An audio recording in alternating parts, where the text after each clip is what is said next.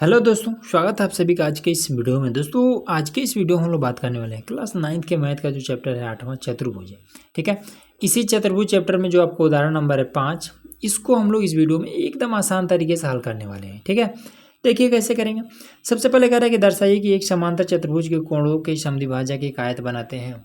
समद्विभाजक मतलब कि ये जो कोण है, चारों ये जो कोण है, इसके जो समद्विभाजक है मतलब दो बराबर भागों में जो बांटते हुए ये रेखा जा रही है, ये रेखा मिल करके और ये रेखा और ये चारों रेखा मिल करके क्या ये एक आयत बना रही है। ये जो आपका बीच में बना है ना, ये एक आयत है। ये बात हमें सिद्ध करना है। ठीक है, तो कैसे करेंगे। देखिए सबसे पहला चीज़ कि इसमें देखिए 2-3 नियम है, बस नियम इसको समझ लीजिए, बस इजली ये हल हो जाएगा। ठीक है, देखिए नियम पहला क्या है कि इसमें क्या कह रहा है कि समांतर चतुर्भुज, तो जब एक रेखा के समांतर में एक और रेखा ऐसे खींच दिया जाए। ठीक है, अब इसी में एक ये तिर्यक रेखा खींच दिया जाए। ठीक, अब ये वाला रेखा ऐसे भी खींच सकते हैं, ऐसे भी तिरछा भी खींच सकते हैं, ऐसे भी खींच सकते हैं, चाहे जैसे भी हो सकता है, कोनो समस्या नहीं है। ठीक है, तो नियम क्या कहता है कि जब हमें मालूम हो कि ये वाला रेखा और ये वाला रेखा समांतर में है और इस तरीके से एक रेखा खींचा हुआ है, तो ये वाला कोण और ये वाला कोण, दोनों कोण मिल करके हो जाता है 180 डिग्री।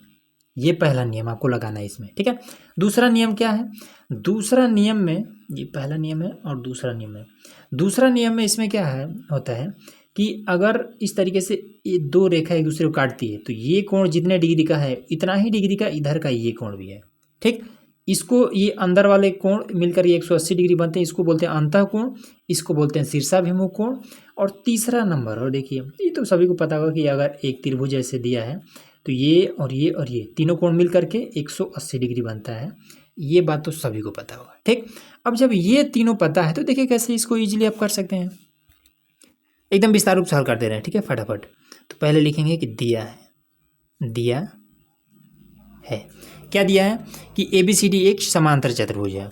तो लिख देंगे कि ABCD एक समांतर चतुर्भुज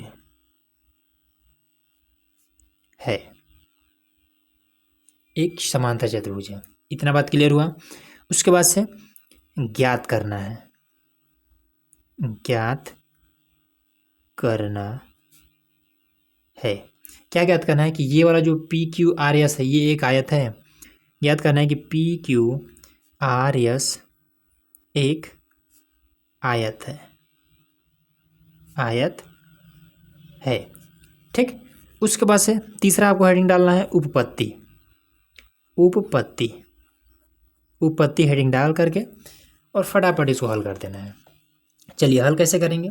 तो इसमें देखिए आयत होने के लिए कोई भी एक कोण आप 90 डिग्री कर दीजिए, बस वो आपका आयत हो जाएगा। ठीक है, तो चाहे जो इसमें सिद्ध हो पाए वो एक कर दीजिए बस। ठीक है, बहुत सभी को नहीं करना है। आयत में क्या होता है कि इसके चारों कोण 90 डिग्री के होते हैं। अगर एक कोण 90 डिग्री का हो गया, बस इसके सामने का ये कोण भी 90 डिग्री हो जाएगा। ठीक है, बस ये क्या हो जाएगा, ये चारों 90 डिग्री हो जाएंगे। ठीक है, केवल एक आपको सिद्ध करना है। देखिए तो कौन सा ले लें, तो यही वाला लेते हैं। तो पहले ये वाला नियम अप्लाई होगा। तो ये वाला रेखा और ये वाला रेखा दोनों आमने सामने हैं और ये एक तिर्यक रेखा के रूप में हो जाएगा। तो ये कोण और ये कोण 180 डिग्री हो जाएगा ना। इसको क्या बोलते हैं, अंतः कोण। तो पहले लिखेंगे कि AB समांतर CD। फटाफट लिख देते हैं कि AB समांतर CD तथा AD एक तिर्यक रेखा है। अब ये बात हमने लिख दिया ना। जब ये बात ये इतना है तब क्या हो जाएगा, तब ये वाला कोण D और कोण A, मतलब पूरा हम बात कर रहे हैं, तब जो कोण D है प्लस में कोण A है, ये दोनों मिल करके कितना हो जाएगा 180 डिग्री। इसको बोलते हैं क्या, अंतः कोण। इसको बोलते हैं अंतः कोण। बात क्लियर हुआ ना। अब इसके बाद से देखिए इसमें क्या कह रहा है कि एक समांतर चतुर्भुज के कोणों के समद्विभाजक एक आयत बनाते हैं। ठीक है ना, ये जो कोण है इनके समद्विभाजक जो हैं यही मिलकर क्या करते हैं, ये वाला एक आयत बनाते हैं। तो समद्विभाजक का क्या मतलब होता है कि समान दो भागों में इसको बांट रहा है। ठीक है, ये कोण, इधर का ये कोण और ये कोण, दोनों कोण क्या है आपस में आधा आधा है। ठीक है। तो देखिए अब यहाँ पर हम एक बात लिखेंगे कि हम जानते हैं, ठीक है। इसमें दिया भी है कि ये और ये दोनों कोण क्या है, आपस में बराबर है। ये वाला रेखा क्या कर रहा है, इसको दो बराबर भागों में बांट रहा है, समद्विभाजित कर रहा है, ठीक। तो लिखेंगे क्या कि कोण डी, ये जो कोण है, कोण डी ये किसके बराबर हो जाएगा, ये जो पूरा कोण डी है, ये और ये दोनों कोण मिल करके हो रहा है ना। तो अगर हम ए डी और यस केवल ये आधा अगर कोण लें तब ये कितना हो जाएगा। तो अगर हम लेते हैं कोण ए डी एस, मतलब ये वाला कोण, हमें अंदर वाला सा मतलब है, तो ए डी एस, तो यहाँ पर देखिए कोण डी और ए डी एस क्या ये दोनों आपस में बराबर हैं, तो नहीं, ये कोण डी बड़ा है, ये ए डी एस क्या है, ये आधा है। ए डी एस ये वाला क्या है, ये आधा है इस पूरे का, ठीक है। लेकिन यहाँ पर तो दोनों आपस में हमने बराबर लिखा है। तो अब इसको हम क्या करेंगे, या तो आप बटे में यहाँ पर 2 कर दीजिए, या फिर गुणे में इसके साथ 2 कर दीजिए, इसको 2 गुना कर दीजिए, या फिर इसको आधा कर दीजिए। तो इसको आधा करने के लिए आपको भाग करना पड़ेगा, जो कि आपके बुक में भी हुआ है, और इसको 2 गुना करने के लिए आपको 2 से गुणा कर देना होगा। तो यहाँ पर 2 से गुणा कर दीजिए बस। अब वही काम यहाँ पर भी, कोण ए, तो कोण ए बराबर कितना हो जाएगा, इस कोण को अगर लेते हो तो ये कितना डी ए एस, तो ये हो जाएगा कोण डी ए एस। अब ये क्या है, ये डी एस क्या है, इस कोण ए का आधा है। तो दोनों को जब हम बराबर में करेंगे तो इसको 2 गुना कर देंगे तभी ना होगा ये ए के बराबर, तो ये इतना हो जाएगा।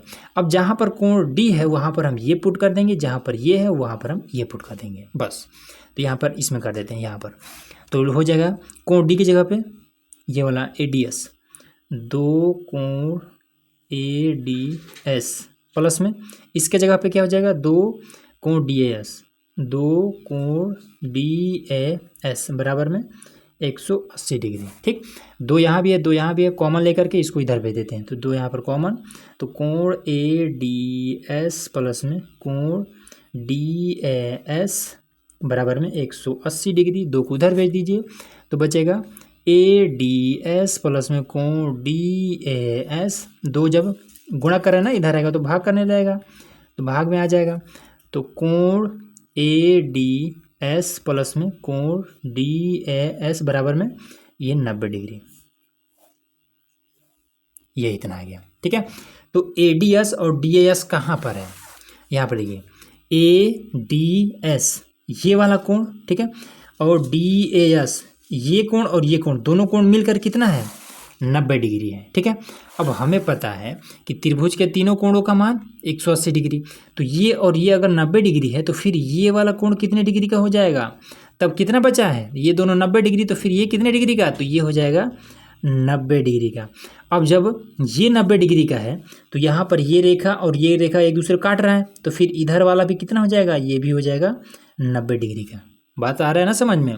तो यहाँ पर लिख देंगे कि A D S plus D A S बराबर 90 डिग्री, इसलिए ये इसलिए का सिंबल है, ठीक है। इसलिए ये वाला कोण पी एस आर बराबर 90 डिग्री, इसलिए कोण पी एस आर बराबर में 90 डिग्री। और ये कैसे है तो बता देंगे कि शीर्षाभिमुख